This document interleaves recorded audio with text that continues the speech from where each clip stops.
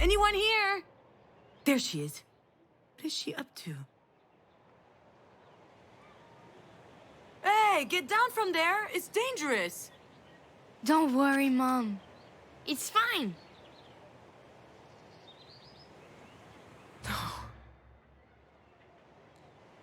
No, no, no.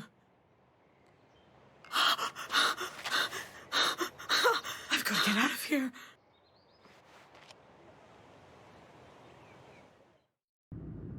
Seriously, though, what is happening? Am I going crazy?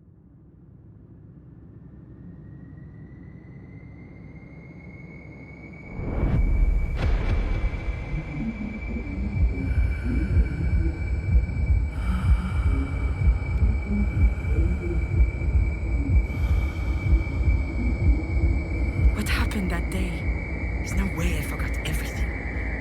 It's gotta be there somewhere. It's so such a blur.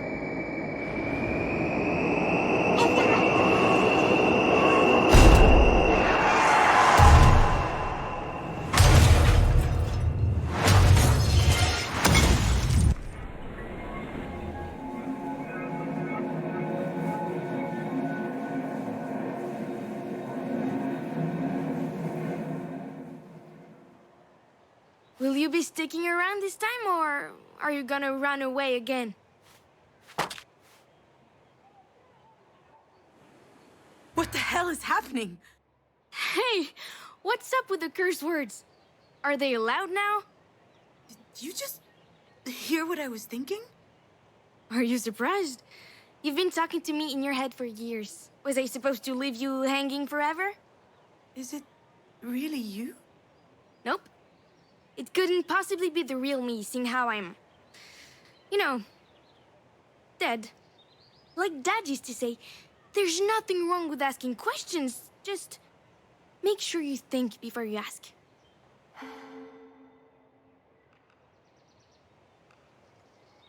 So what are you? A ghost?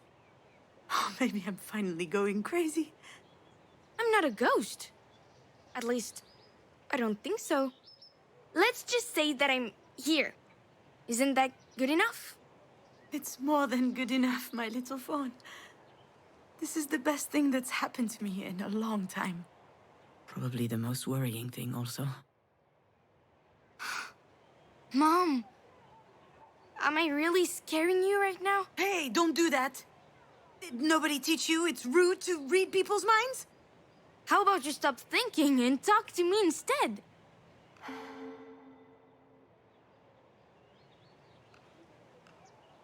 Oh, you've grown up so much. A proper mini Astrid Hofferson. Astrid Hofferson? Who's that? It's a long story. Ah, my favorite kind. Okay, but I know you, so you can't interrupt me, okay? Okay. But tell me when we're up there. Oh, wow. The view is really nice. When I was pregnant, I spent a lot of time at home. And I used that time to watch a lot of movies. All thanks to me. Exactly. You weren't even born yet, but I already loved you so much. Except one day, the internet went down. So, I was forced to comb through your father's nerdy DVDs. And the best I could find was this cartoon. Now hold on a second. What's wrong with cartoons? The opinions of a Peppa Pig fan mean nothing to me. Although, you are right. It was really good. What was it? What was it about? It was called How to Train Your Dragon. It was about dragons. I love dragons. Of course you do. I don't. Dragons are tacky. But there was this great character in the movie. Astrid Hofferson. Yes, Astrid Hofferson. She was a young and courageous Viking. Her belt was made of skulls. So cool. So she's the hero?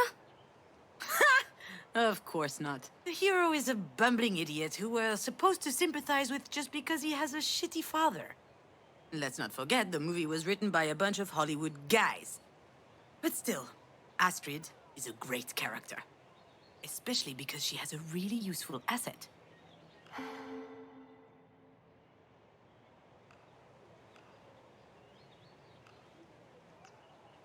She's not afraid to change her mind. Her tribe has always hated dragons. However, when she meets one, within like 30 seconds, she understands that he's cool. Do you realize how much courage that takes? I guess change is always hard. Very hard. But maybe a little bit less so if you learn how to do it when you're young. And she's also really supportive of Harold, the idiot hero. When he's doubting himself, she's there for him. Not to snuggle, though. Quite the reverse. She shakes him up. She chews him out. All of this leading up to the realization that he can make it on his own. I thought that was beautiful. I told your dad that night and he laughed. He said he'd always loved that character too. And that's why my name is Astrid? It is. We were hoping you would become a warrior, a rebel, sensitive and smart. Someone like Astrid Hofferson. Someone like you. Excuse me? Don't be modest. You've done pretty well so far. Wait, what do you mean by so far? Well, with Auntie Jan and Dad. You struggled for a bit, but eventually you managed to find the right words. That was impressive. Well, not really. I'm lost. I'm completely lost. My brain is a mess. I've seen worse.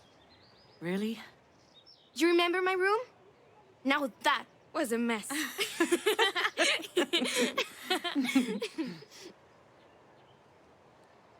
Oh, my little fawn. Before you were born,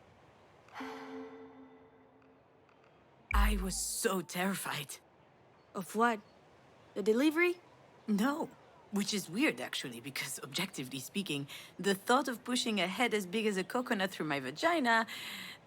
Mom, you're so gross. I mean, it's not like you're gonna traumatize me, but I'm meant to be like 9, remember? So what was it that was so scary then? I was going to share my life with someone for the first time. But you were already sharing it with Dad. It's not the same, little dear. We love each other very much, me and your dad, but we knew that it could always evaporate. I still care about him a lot, but things will never be the same between us. With you, I knew it was for life. And that was scary? I was a little afraid of losing myself, but I also loved the idea. When you were born, I knew only one thing. I'd never be alone again. That's how it was supposed to be. But I screwed it up. I was a shitty parent. Just like I was a shitty daughter and a shitty wife. And I lost you. Mom, stop. You didn't lose me. You really think that I... what, disappeared?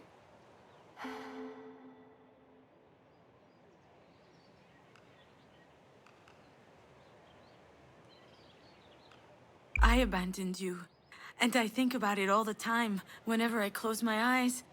What happens when you close your eyes?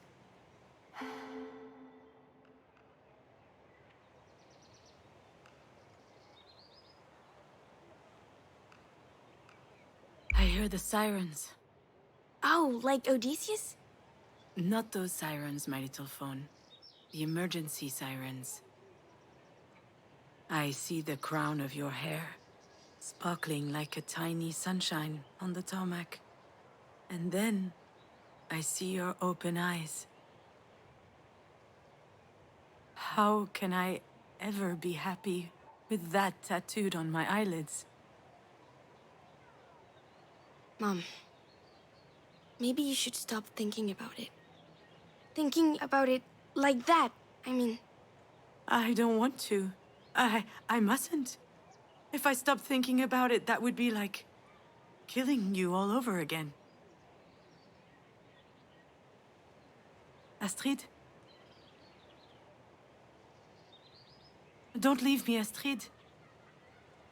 I don't want you to leave.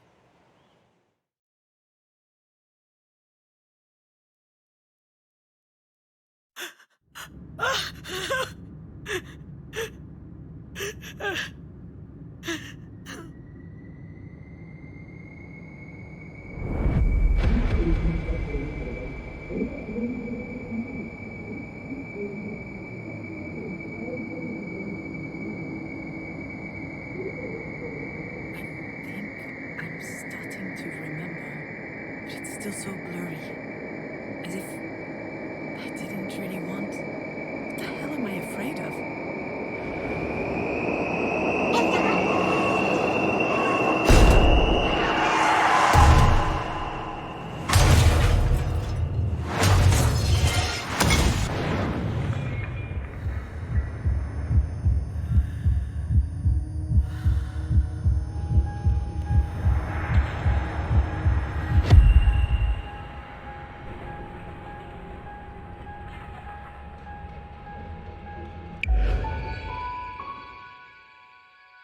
Really? Do I have to?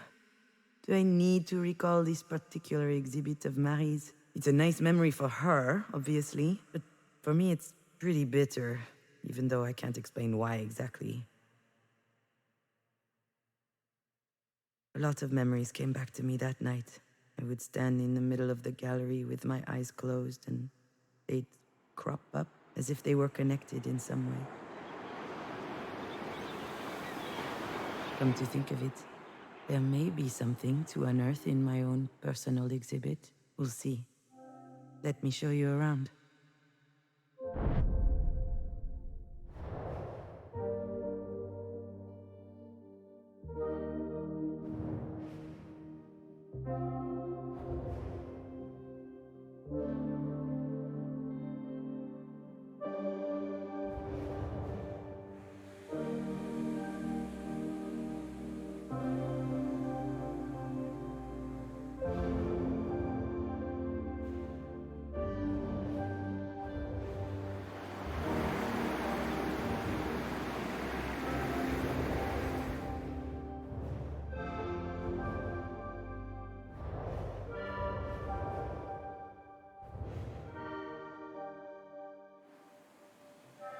You know this tableau, my little fawn? It's been gathering dust in the back of my personal collection. I haven't displayed it in ages. Here, the artist is depicting her first day at the beach with her daughter. Do you remember?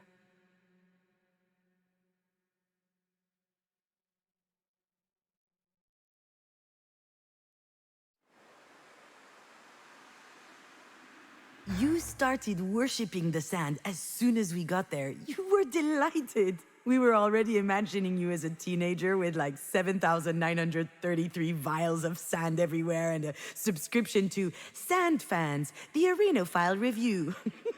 Hey, if it was between that or weed, we weren't sure which would be worse.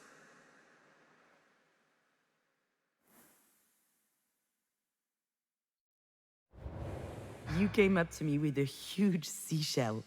I never understood where you found it. You handed it to me with great pomp and told me I had to write a movie about it. I complained, I don't know his life. I have no idea what he's thinking about, if he's sad or... And then you asked me, so about what is it that you write movies then? And I was speechless for a moment, but...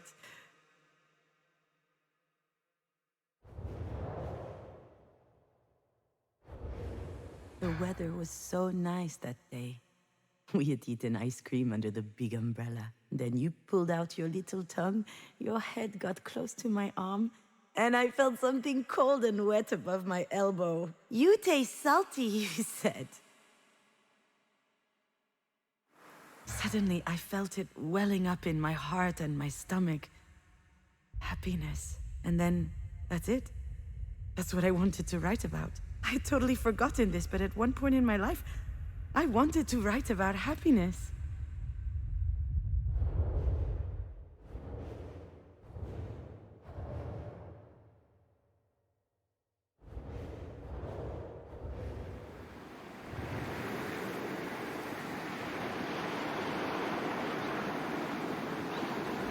Since the dawn of time, people have needed rituals to mark the big life events. Here, the artist is depicting her final farewell to her daughter. At least that's what she thought at the time. Neither Alex nor I could picture you in a tiny coffin. We really preferred that you remained with us, like fine sand in a pretty vase. But in the end, even that was too heavy. I kept thinking about it. One day, on a whim, I made the call. I didn't tell your father. I didn't feel like explaining. I just called Diane, and I told her to meet me over there, by the sea. And she didn't ask any questions, nothing. She just said, I'll be there. I was crying when we arrived at the cliff, overlooking the beach. Diane gently took out the urn from my hands, opened it towards the sea, and she said, Donnie was a good bowler, and a good man. He was a man who loved the outdoors, and bowling. I burst out laughing, and snot splurted out of my nose all over my fucking chin. And Diane was laughing too, and 1,000 particles of you flew out around us, all up in my hair.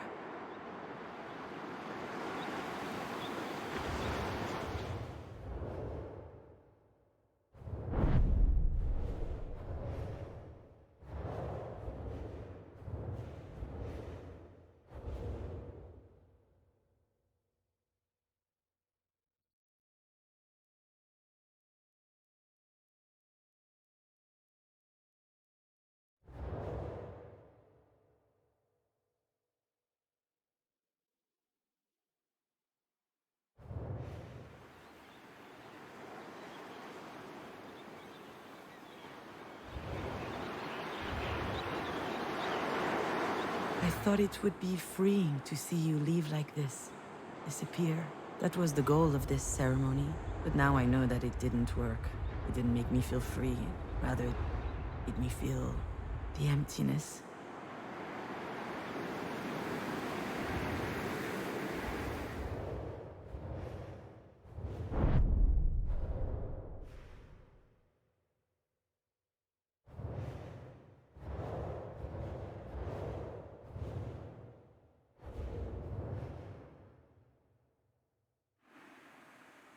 Here, the artist is depicting herself on the bus, back from the shore.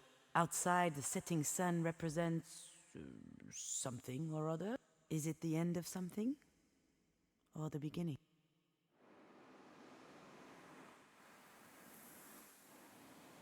I was all by my lonesome on the bus back, with just a few specks of you.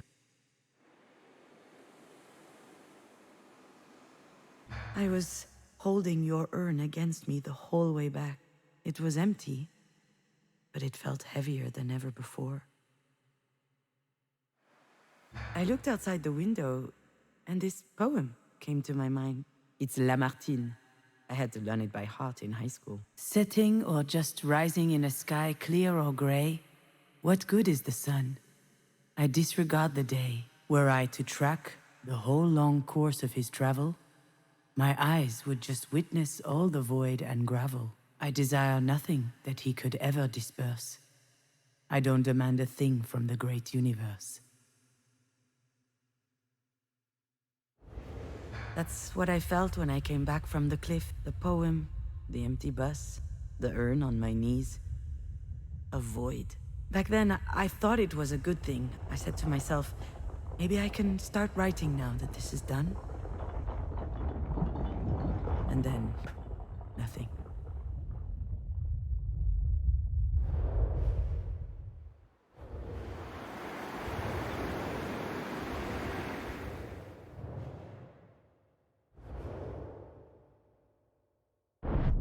I remember almost every word of the pretentious card next to Marie's painting. The auto-portrait series is undoubtedly Marie de Mange's most ambitious work to date. She arranges herself in a discomfiting position, ripe with malaise and also a certain eroticism. Self-portrait number 8 is the final entry in the series, and one of the most powerful paintings of the 21st century.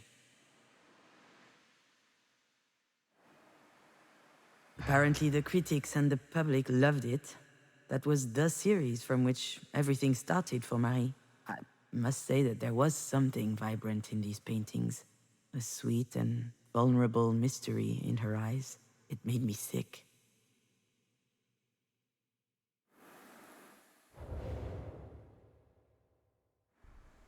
I couldn't believe how many paintings Marie had done since you died. Meanwhile, I couldn't write for my life. It made no sense anymore. When I left Alex, I did get started on something, as if separating from him had inspired me.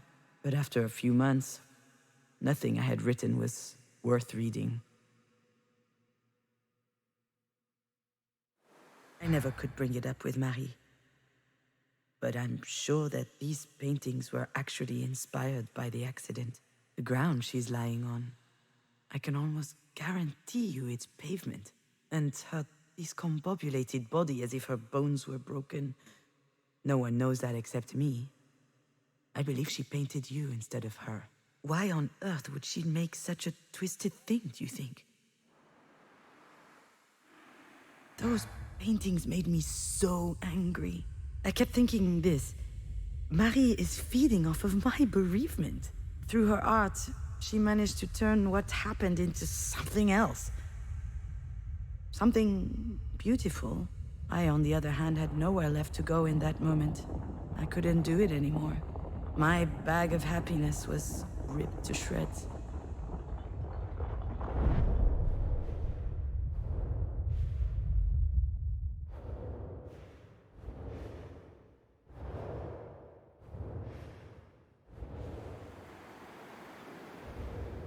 Thank you for visiting this exhibit with me, my little fawn. What did you learn? When I see all of this again, I wonder what made me think that making you disappear would take the pain away. Attempting to erase every bit of you meant locking me out of this incredible little room inside my heart. The place that gave me life. The place that inspired me. Now I know that I need to keep that space for you within myself, so that I can write and I can live. You're still with me.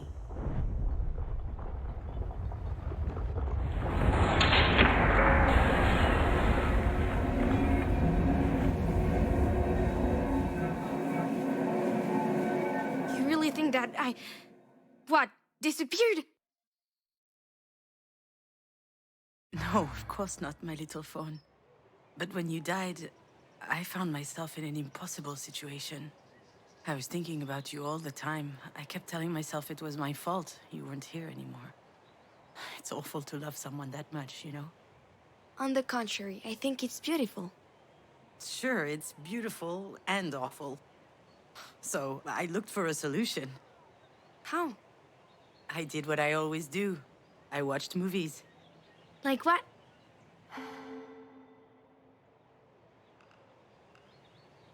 Eternal Sunshine of the Spotless Mind. It's about a couple who are separating. Mom... I know. I just wasn't in the mood for rom-coms at the time. If I had been, I wouldn't have gone for something starring Jim Carrey. Anyway, in the movie, there's a machine that erases people's painful memories. Jim Carrey is heartbroken, so he uses that machine because that's the only way he can go on living. That's what I tried to do with you. To get you out of my mind. Except you didn't have a machine. No. I had medication, I had a job, and I even did a farewell ceremony. I thought that if I could get you out of my head, I might be able to feel better. Did it work? Of course not. Why should it? That wasn't the right way to handle things. Now I know how lucky I am. To be able to think about you every day. Even though it's hard sometimes.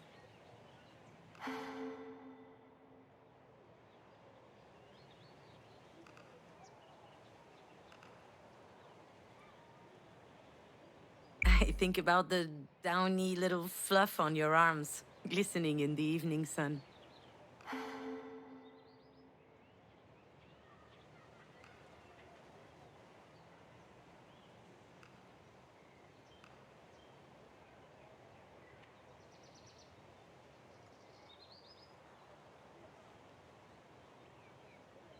think about the way you would sound complicated words.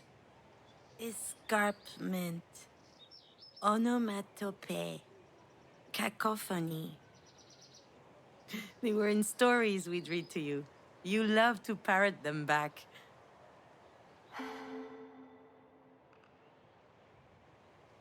I think about your little doodles. You came back from kindergarten every day with fistfuls of them. We filled up all the walls with them. So we ended up having to sneak some into the garbage.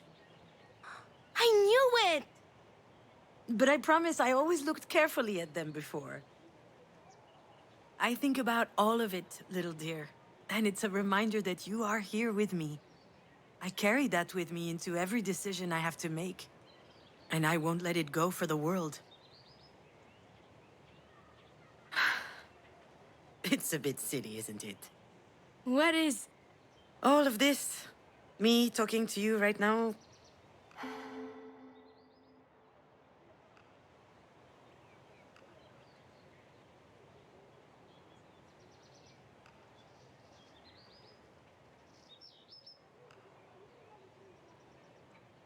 Also, just look at this sky.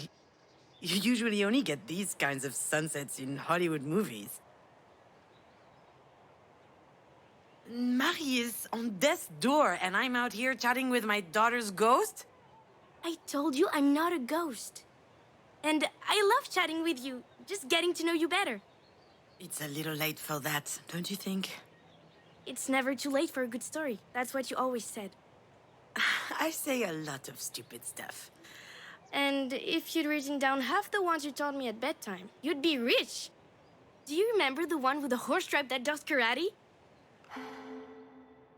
Ninja Palooza? Yeah, it was so good. And the dog who kept solving crimes around the farm while drunk. Inspector Drunkass. No one is going to publish that. That's too bad. It would be a lot better than Marie's books of Russian folk tales. Those books were a snooze fest. Right? Then why did you hug her so hard every time she bought you a new set? Because you can be a child and still know how to be diplomatic. Where are you up to with your script?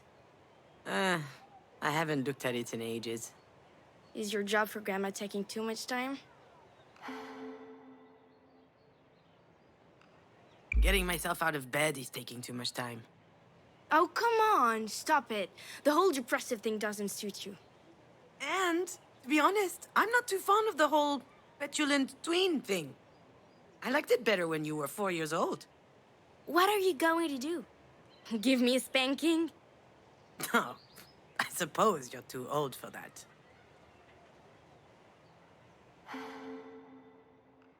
I'm so happy to see you. So am I.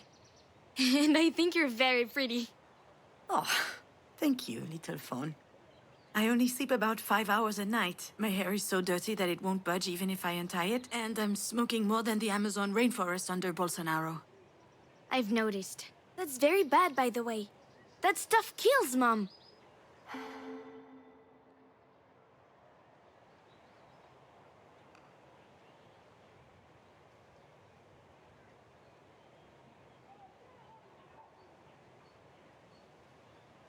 Would that be so bad? Here we go again. If you really were gonna kill yourself, wouldn't you have done it by now? You're pretty sharp for an imaginary kid.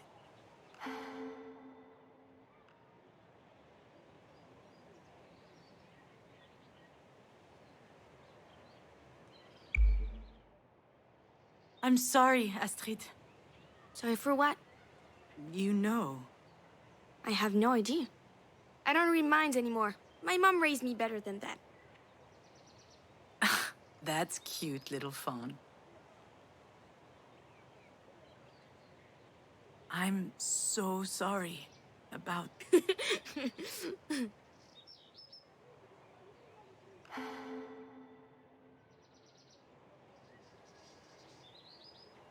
That wasn't a joke. Sorry, I'm sorry. It's just... Do you remember what happened? No. I mean, I remember that we were going to Mina's birthday party.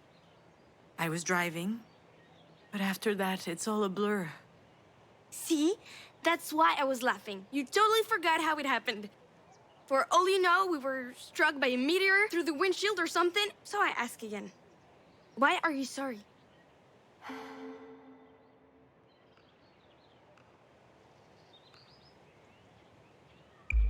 Stop it. I know what you're trying to do, but whatever happened, it was me, Astrid. It was my fault. All right. You're not ready to talk. You need more time to think.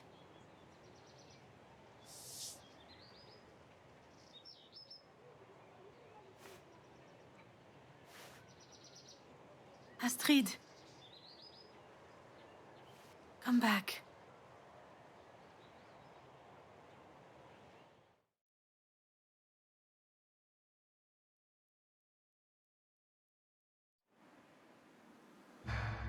Needs more time to think. What did she mean by that? What am I even talking about? I'm mulling over my dead daughter's imaginary advice. I'm going off the deep end here.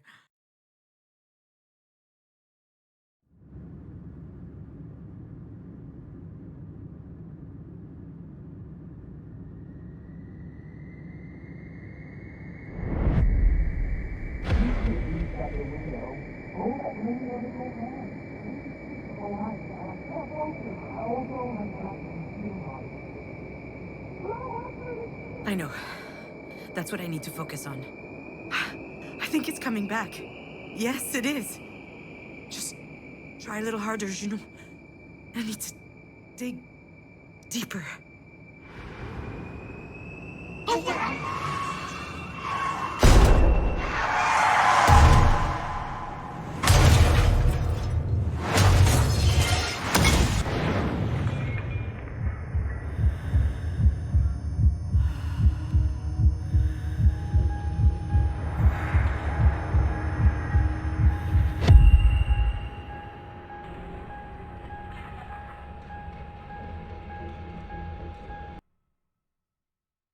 What does it mean to be a mother? Is it being 100% focused on your child? Is it always knowing what to do? Never having any doubt? Is it sacrificing your ambitions? If you do all that, are you automatically a good mom? And what if you don't manage it? Does that make you a bad mom?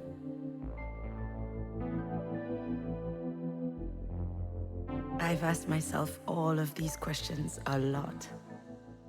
Do you want to try and find an answer together?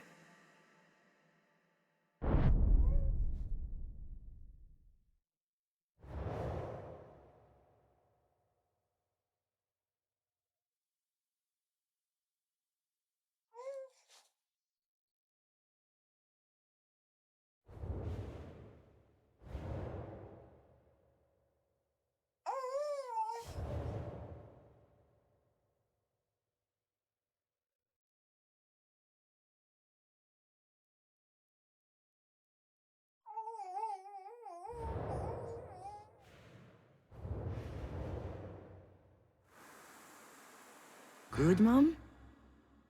Bad mom? Okay, let's start with the dark thoughts. The ones that not even your light could dispel.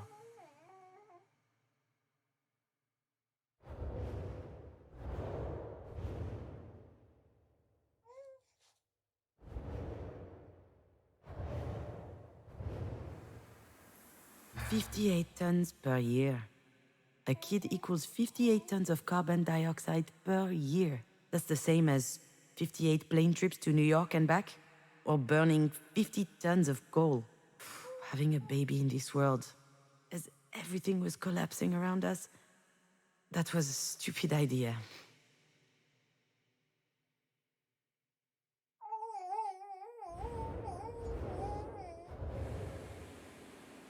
You didn't really get the chance to witness it, but this is a funny time we're living in. Imagine having an incredible daughter and a job you've wanted forever, and then you get glued to a screen, and it bums you out. I would see people on social media, people I would never even have heard of in real life. And they were great parents, great artists, working on great stuff, having great success. Everybody seemed way ahead of me. And it felt like it was my fault for being so behind. How dared I aspire to being happy?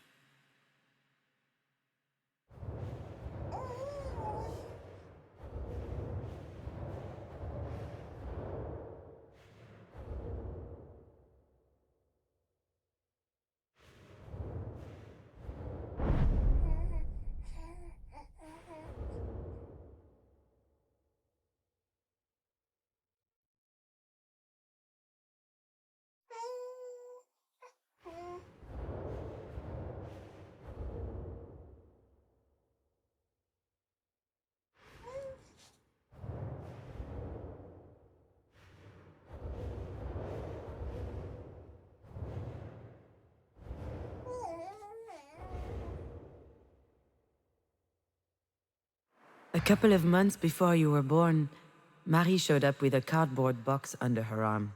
She had found the mobile. When I was preparing for your arrival, I hung it above your crib. After you were born, I would spend hours watching it turn every time you breathed. It was always moving, finding its balance. Wonderful. Alive. Just like you, and also so fragile. Way too delicate. A mere gust of wind could have shattered it to a million pieces. Just like you.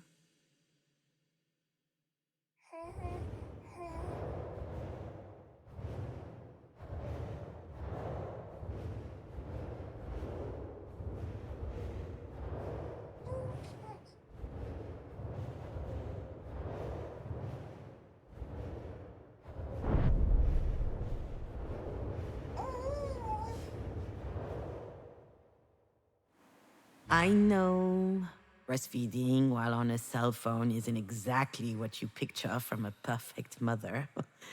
Well, that only happened once. Or maybe twice. Or a bunch of times, actually. I loved connecting with you. It was a magnetic force. Time disappeared when I looked into your eyes. But sometimes I was overwhelmed by everything else.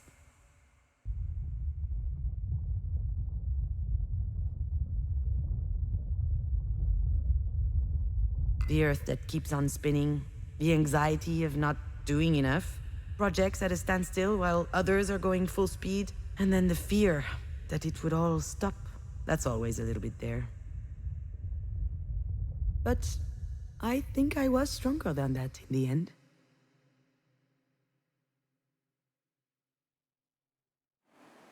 Because, the life of a mom is also full of fun moments.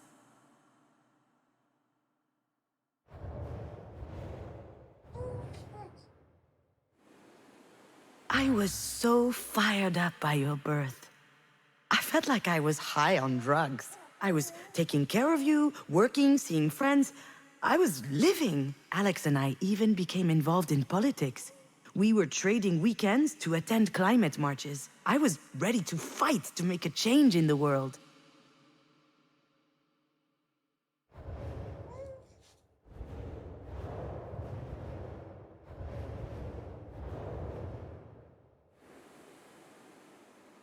It kind of came out of nowhere. I was feeling gunky and I was a bit late, so I decided to take a test without putting too much stock into it.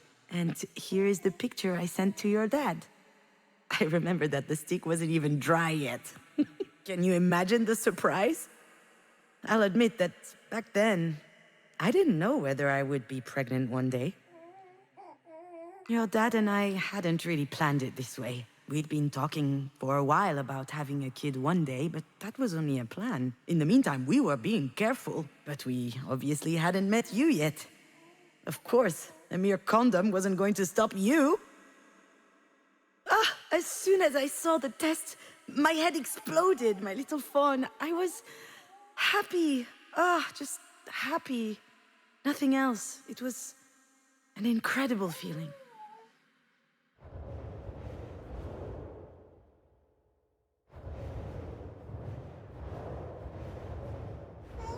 That was the year before you were born. Alex had been on my ass to get in touch with the friend of a cousin of one of his friends who was a producer. Anyway, I was supposed to schedule a meeting with him during the next Cannes festival. I wasn't planning on going to Cannes at all. But I did what I was told. I managed to slip into a party where I eventually met the guy, and it worked out. Yeah. We spent the night smoking cigs, sounding off about the worst turkeys from the festival. And a few weeks later, I was writing a spec for a series.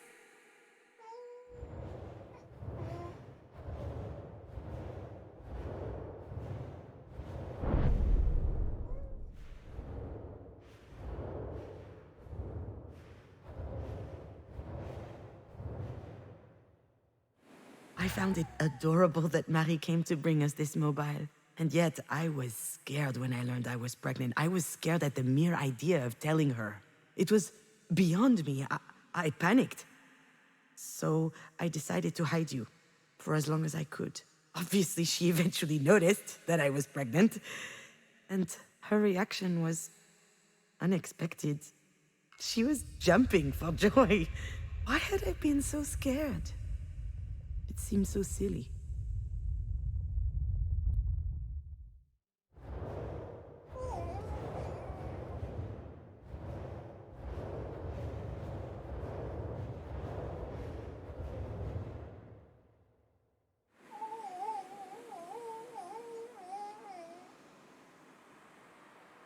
Thus, within the span of a year, I delivered 2 babies. Astrid, in January, just over 8 pounds, hungry as a wolf, and a mug to die for. And then, my first professional screenplay in August. 47 pages. A veritable leap forward in my career. All of a sudden, things just fell into place. I was a screenwriter. I was getting paid for writing. Sure, it was a crappy series, but that third paid very well. I was so proud of everything that was happening to me. And at the same time, I lost sleep over it for weeks.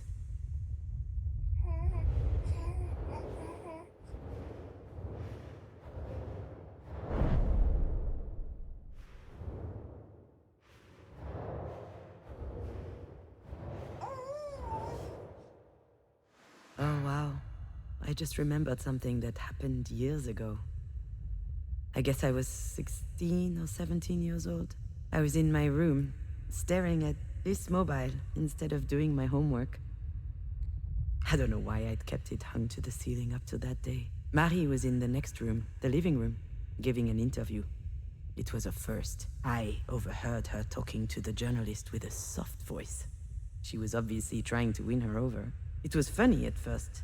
She was giving all these juicy details about the crazy nights of a female artist in the 80s. And then she said she got pregnant after one of those nights. And at that time, she seriously thought about giving up the child. And suddenly, I understood that that child, the one she didn't want, that mistake, that was me.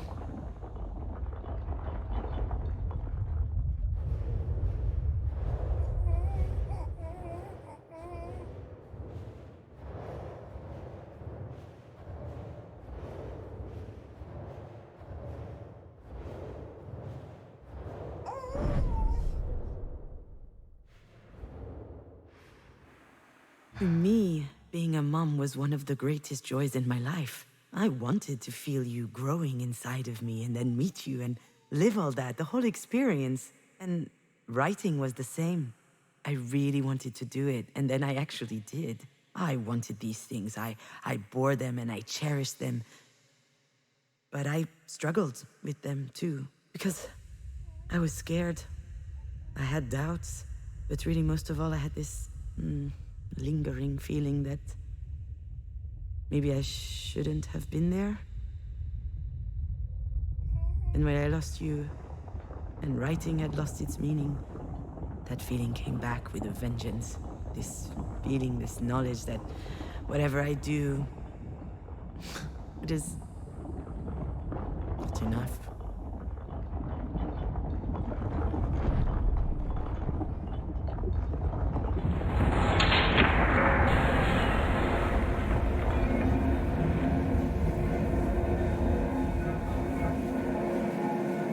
sorry. It's hard to be a good parent when you're a damaged adult. You become responsible for a life. That requires courage, confidence, and a lot of nerve. And it's really easy to get it wrong. What does that mean? How can I explain? For the first few months of your life, you were like an extension of me. You couldn't talk, you couldn't walk, you could barely see, actually. And I was feeding you out of my own body. Yuck. Yeah, yuck! Having your life in my hands. That funny feeling. That's what being a mom was all about to me. And then one day...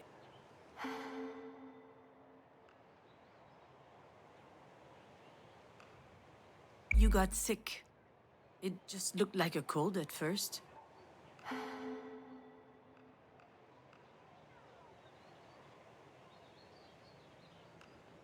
Alex would wash your nose twice a day with saline.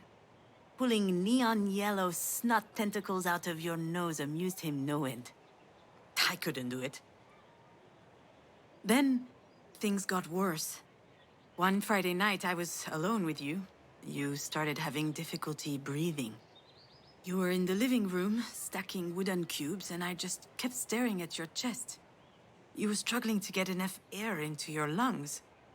I tried copying your breathing, and I got woozy. It set my head spinning. So, what did you do?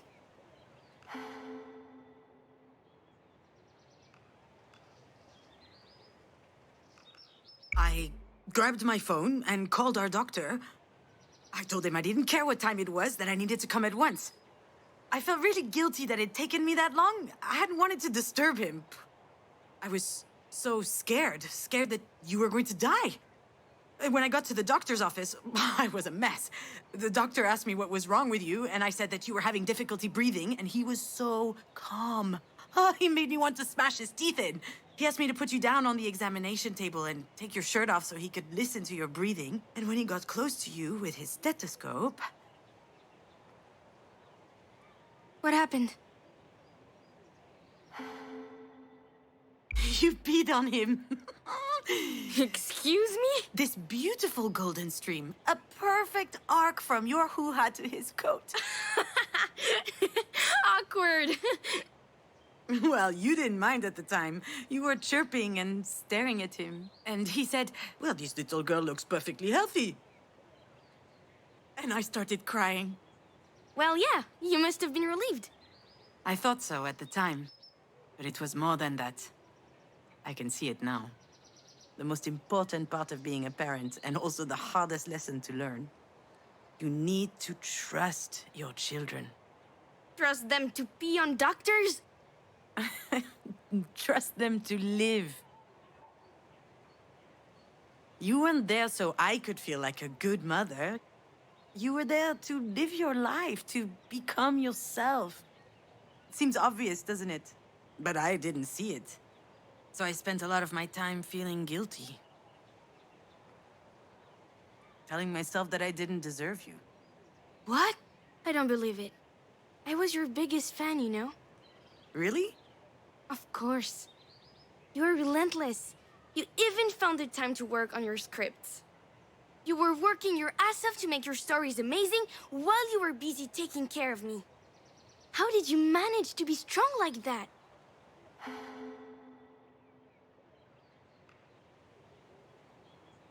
I mean, your father was there as well. I know! Imagine! 2 kids at home! Oh, come on. Mom, you know I love Dad with all my heart. But in my view, he probably regards mental fortitude as a kind of superpower. Okay.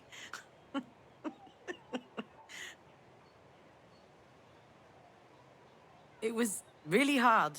I almost gave up so many times. My career wasn't going where I wanted, certainly not as fast as I wanted, but I held on.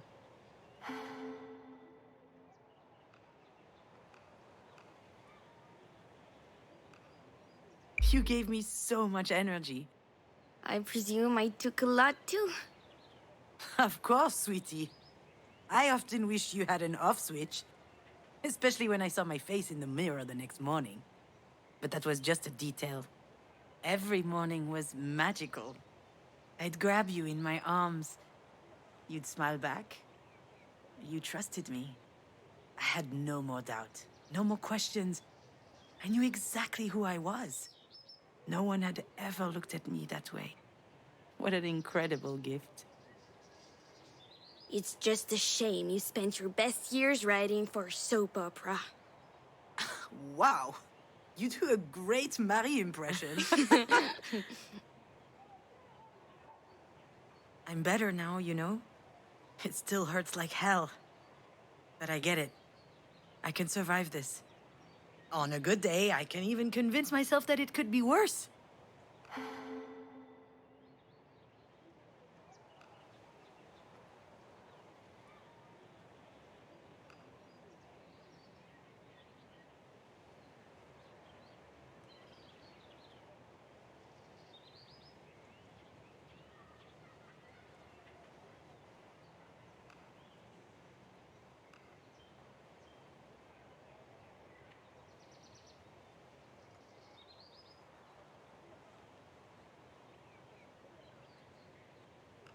You might have been a goth teenager. What's a goth? Well, I could show you a couple pictures of 14-year-old me. Unfortunately, I think they all got destroyed in a fire or something. What a shame.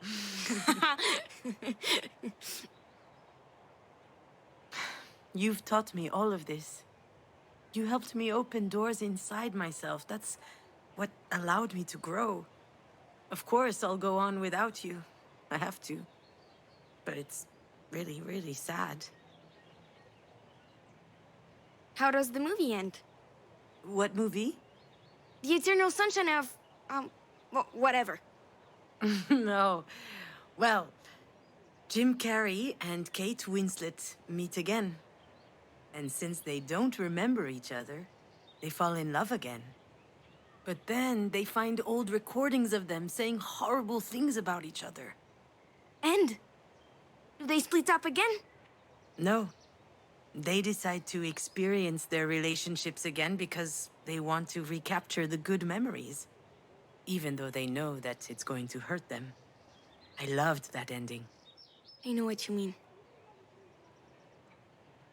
I understand why you're sad, Mom. But you can't be sad forever. It doesn't help you, and it doesn't help me. Life's short enough as it is. Why waste any more time?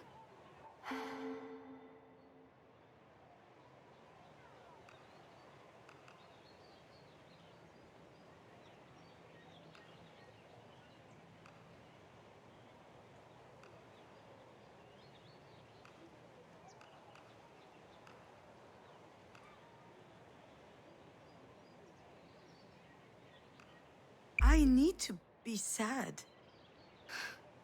You can be so egotistical sometimes. Excuse me? Where do I fit into all this? But I was just... So what? I'm going to be a bad memory for the rest of your life? A distressing thought inside your head? Do you even realize what that means? I'm scared. Oh, what are you scared of, my little phone? I'm scared that I'll disappear. But you're already dead. That's not the point. I'm talking about disappearing from here. This is the only place where I still exist.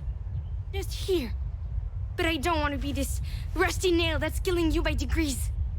You do realize that's not me at all? You do know that if you keep at this, I'm not going to exist anywhere.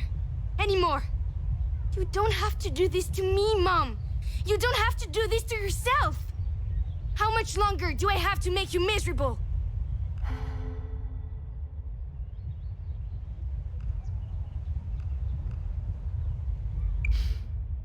I know you don't deserve that, my little dear. It's all my fault. Stop it, Mom. Just stop. You're stuck on repeat. I know that this can be easy to process. And I know that the truth hurts. But right here, right now, you're gonna have to remember. Really. I'm not sure. What do you mean? What are you talking about? Astrid? Astrid!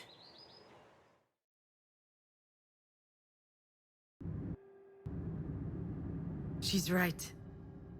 Of course she's right. I need to remember now. It's time. I think I'm ready. That's it. I remember now. Not everything, but... You could at least crack a window. All that rain brought a cool front. It had just rained. The road was wet and slippery. Shit, I can't drive with these heels on. I didn't sleep all night. I can't focus. Also... I was exhausted. Stressed out. In no condition to drive. I was nervous about meeting with my producer. Mom, watch for the deer! I don't know why I didn't see the deer earlier. My mind must have been elsewhere. When I heard your warning, my first thought was to avoid hitting it. They were your favorite animal. So I swerved and we ran off the road. And then...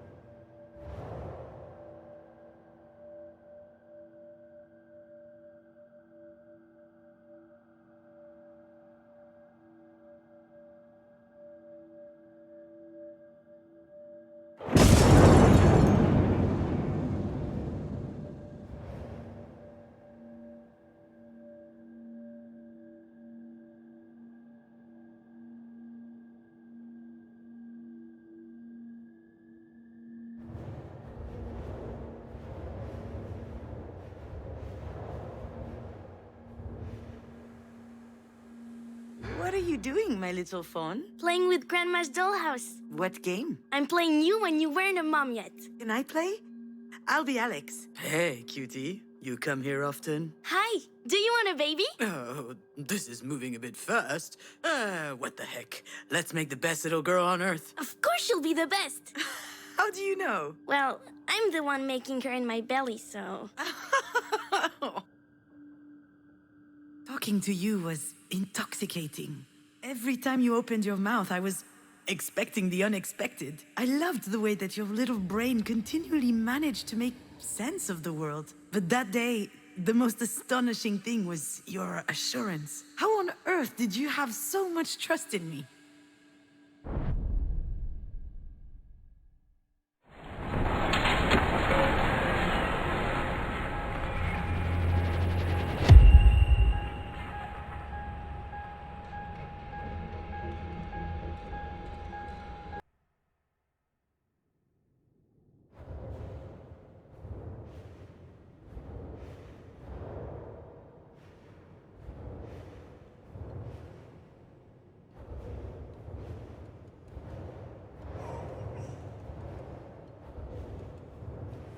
Damn, June, I can't believe it.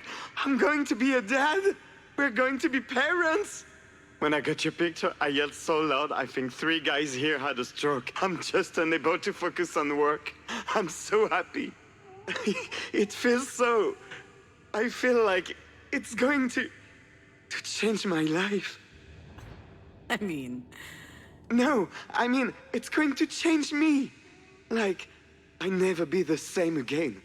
I can't wait. And you, what do you think? I think you should take the afternoon off and come home. Oh, okay. But why? Is there an emergency? Do you need me? I don't need you. But I am wondering what it's like to have Sex with a dad? Wow, what a weird thing to say. I'm on my way. He was right, you know. Your dad. When you arrived, he changed to his core. Before you were born, he was always a bit lost, a bit wandering through his own life. But from the day you showed up, it was as if everything had become clear for him, as if he finally understood what he was doing here.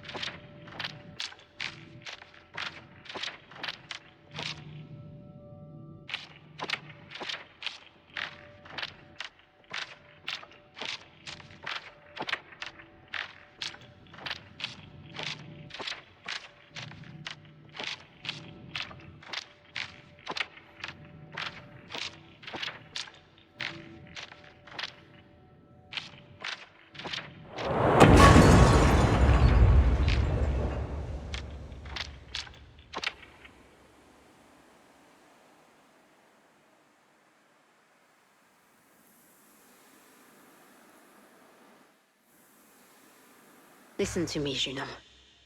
You and Alex brought an extraordinary little girl into this world. Astrid was our sunshine. She gave us all a lot of light all through her tiny life. You were able to make such a being because you have it in you. The sun. And the sun never goes out. It shines. So hang on. And shine bright. I know you can.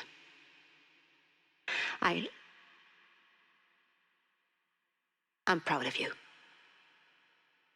You and Marie have a connection that's peculiar.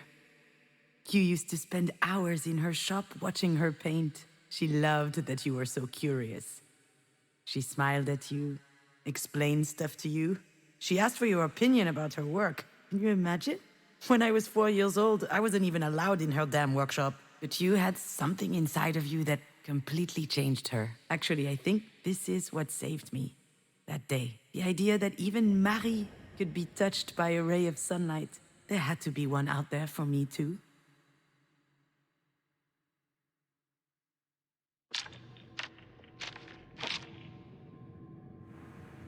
It might be the right time for me to admit it, my little fawn. You don't have magical powers. You never had any. You didn't put us under a spell. Not Marie, nor your dad or I. It's easy to hide behind the fact that your being there made everything else possible. And to convince ourselves that your not being there is forever locking us out of being happy. But that's not true. The seeds that allowed us to change were always inside of us. Sure, they were buried deeply, but they couldn't wait to grow. And you were simply an incredible, a wonderful beam of sunlight.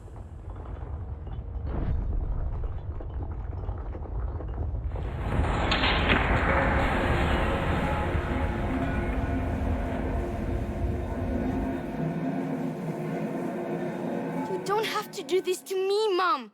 You don't have to do this to yourself. How much longer do I have to make you miserable?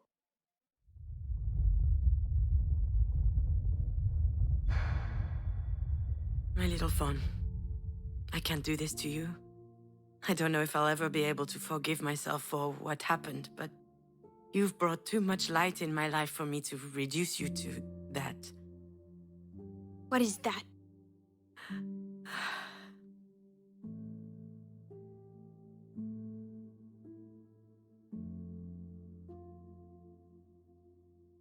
Mom, what do you mean by that?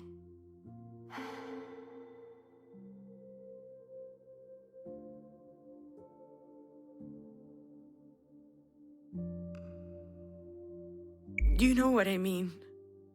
I do, but I'm not sure you do. So I'm going to need you to say it. What is that?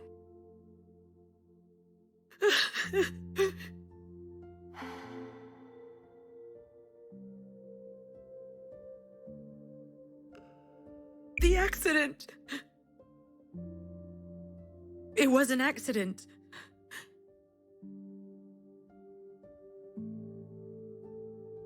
Yes, it was an accident, Mom.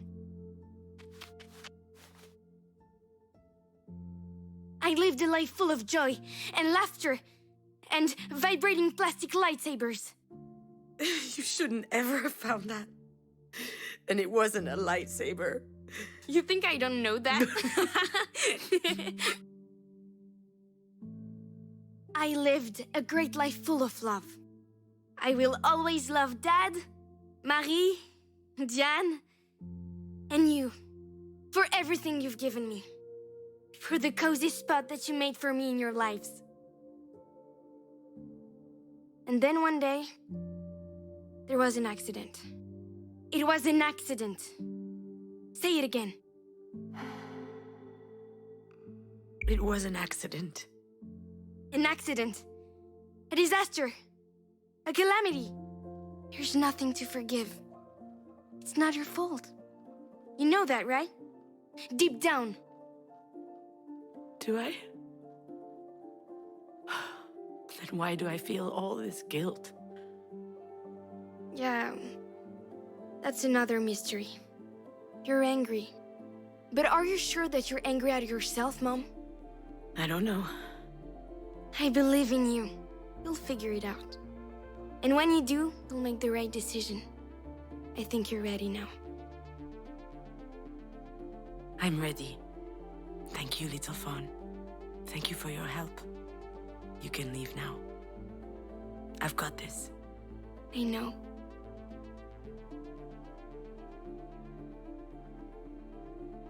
I love you very much, Mom.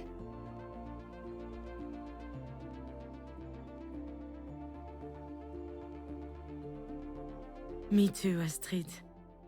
I love you very, very much.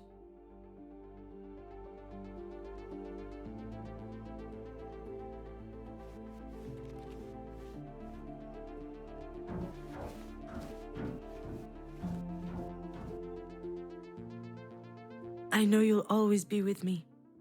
I can feel you are here, and it gives me strength. And I'm going to need a lot of that if I'm going to go in there. But Marie needs me. And we have a lot to talk about.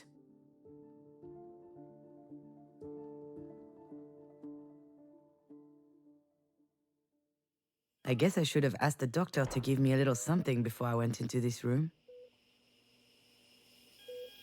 You don't get free samples of benzos every day. All right, Junon. Cut the bullshit. Hi, Marie.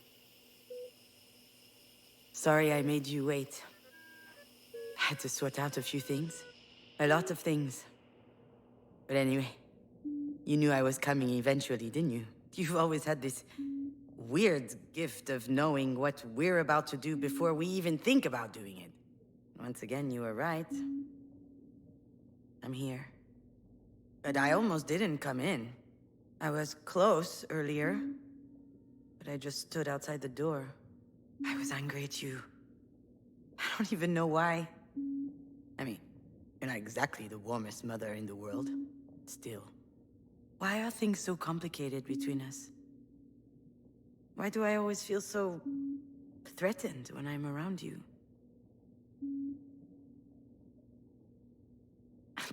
Come on. A crucifix? You? Wait, is it... I remember now. I've seen this before. Was that last night? Shit, now it's all hazy.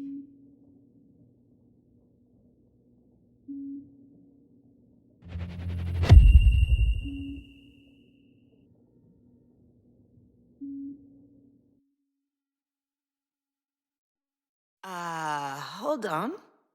What's that around your neck? Is that a cross? This?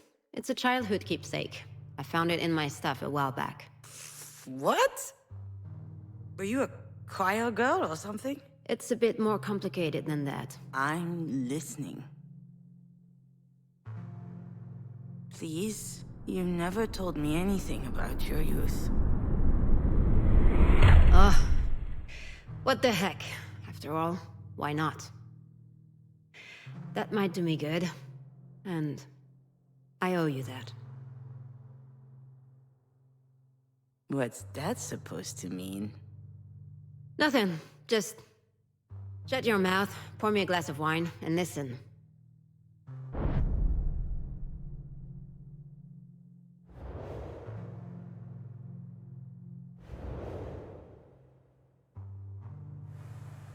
We used to live in a small village in the east.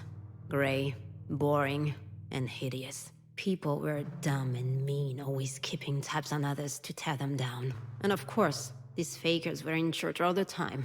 I spent years in that cesspool, never asking questions. When I was 14, let me tell you, Jesus was my best friend. I would tell him about everything I did wrong in my head. And let me tell you, I was a terrible kid. Nosy, ill-behaved, always running around. A tiny devil. And also, I had this desire and fire in my chest. Nasty thoughts. But I really thought that he loved me as I was.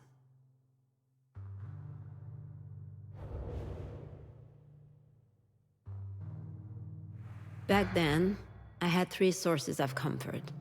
Jesus, books, and drawing. So I spent an insane amount of time sketching in the neighborhood churches. It was a disease. Everything I laid eyes on had to end up on a sheet of paper. At least then, people left me alone.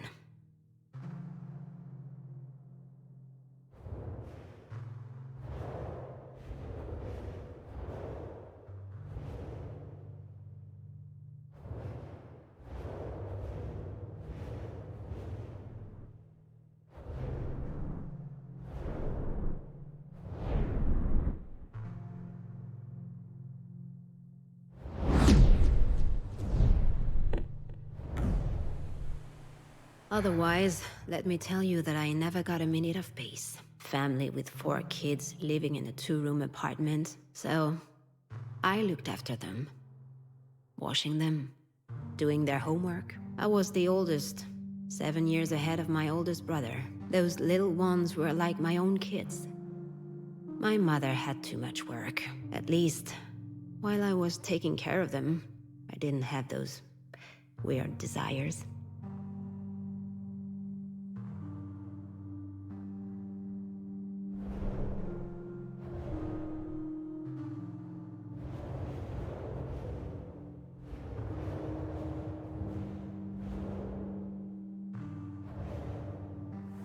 My dad always had a steak on his plate when he got home. Every night. My mother used to say that he deserved it, working his ass off at the mill for us. But one night, I was still awake when he came home.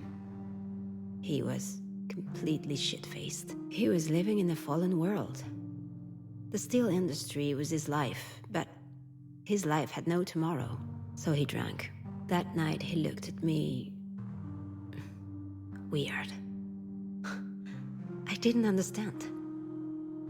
I felt guilty.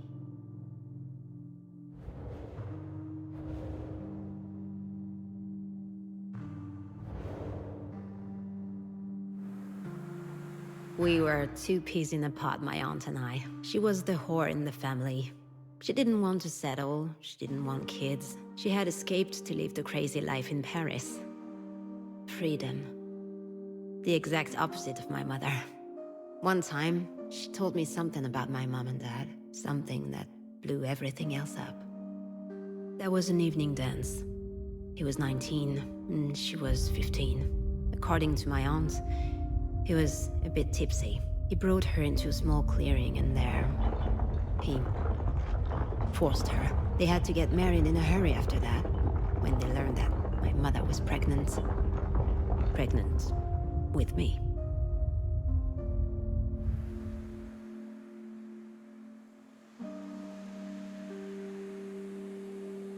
My mother always worked her butt off. She would work one factory job after the other, then clean up rich folks' homes. I used to think she was the bravest person in the world.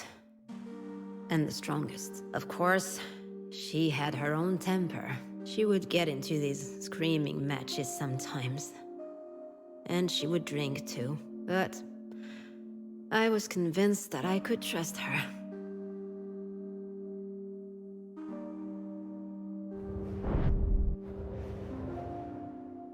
One night, I went out with some girlfriends and boyfriends. We only went to the movies, but she lectured me. "You're bringing shame on this family," she said. "People at church are talking. Something bad's gonna happen to you if you keep tempting men." I answered that if it ever happened to me, I, for one, wouldn't marry my abuser. She hit me. For the first time. She hit me again later.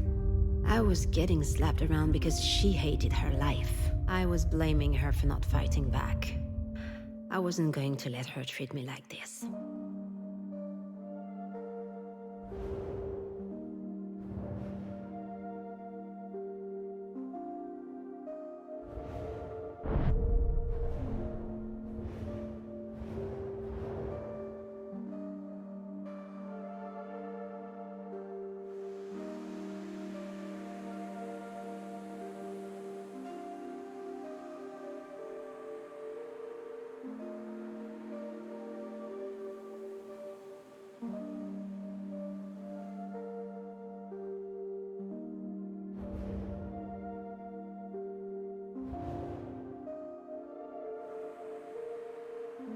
The day after, it felt like a spell was broken. The church stank. The sculptures were ugly. And the male-dominated Jesus stuff made me sick. "You don't love me," I whispered to him. Bastard.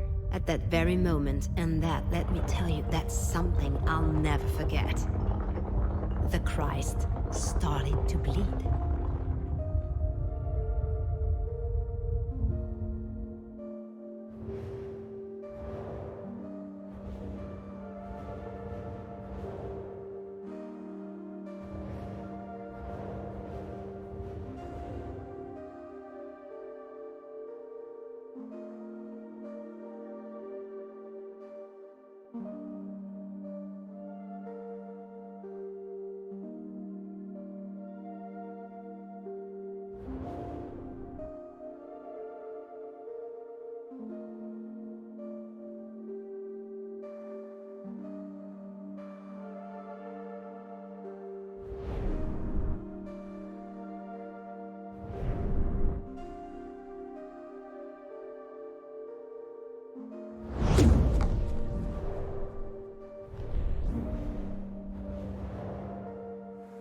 I had my first period right after my tantrum at the church. I was already 14 years old. Pretty late. But then, my body started to develop.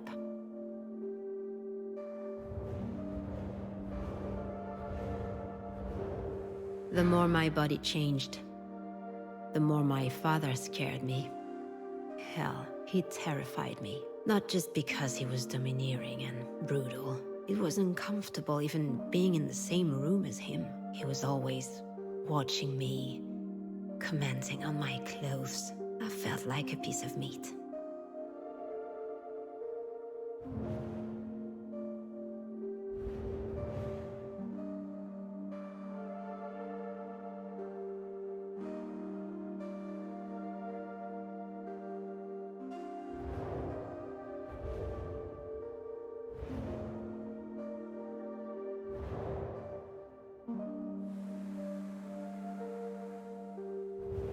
The last time she raised her hand to me, she hit me so hard. My nose started bleeding. We were having another fight about one of my outings. By that time, I was going out for real, just to spite her. You know me. She called me a harlot. So, I bit back. At least I'm not gonna stick with the first guy who knocks me up. I didn't have time to finish saying it. Whack! She slapped the shit out of me, and she spit out. If it were up to me, you're the one I would have dumped. It's stupid. But that struck me right in the gut. And that's when it came up, boiling. The rage. I tasted blood in my throat. I couldn't think straight. My ears started ringing. I felt a jolt running through my body. And then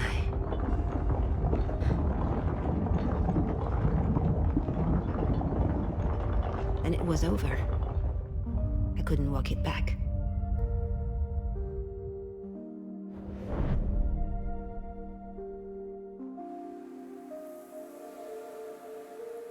This cross is the only thing I have left from her, you know? I took it when I left home, that very night. I stole it from her. I don't know why I took it. I used to do that a lot back then. Steal stuff, but I'm happy I did it.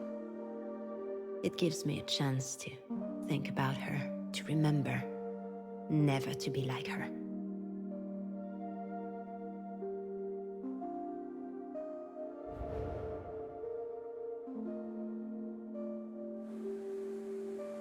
You see, I'm always telling you to face things head on.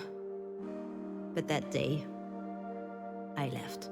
I met with my aunt in Paris, with just a few cents in my pocket. I never saw them again.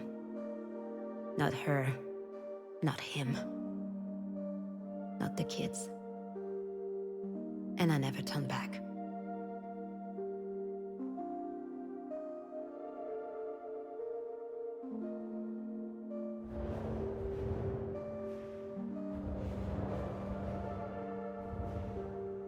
You hear, Miss Kivas?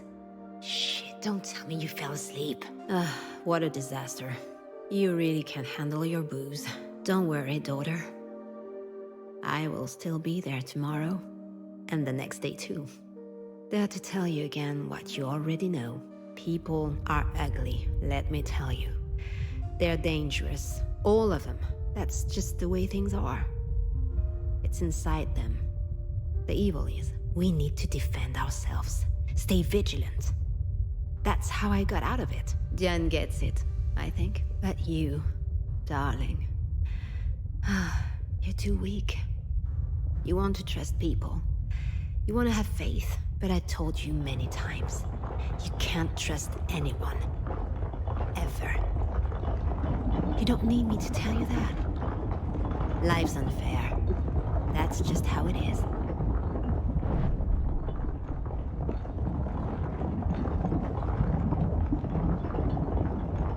So this is what your life was like. That explains so many things. Now I understand why you can't trust anyone. Why you don't let anyone love you.